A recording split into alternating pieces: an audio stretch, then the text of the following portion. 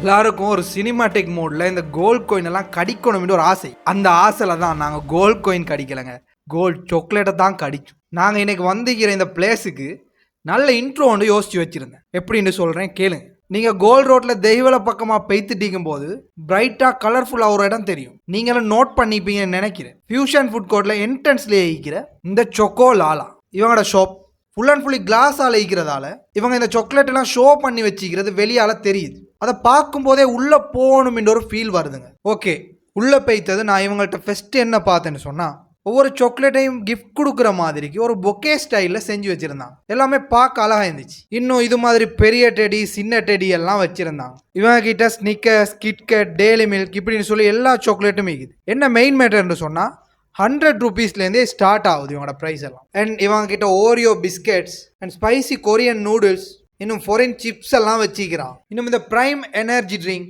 5 star சாக்லேட்னு சொல்லி நிறைய ப்ராடக்ட்ஸை இவங்கள்ட்ட பார்த்தேங்க. இவங்களுக்கு கொலம்போலையே இன்னும் 2 ஷாப்ஸ் இருக்குதுன்னு சொன்னாங்க. சாக்லேட் மட்டுமா இவங்கள்ட்ட இருக்குது?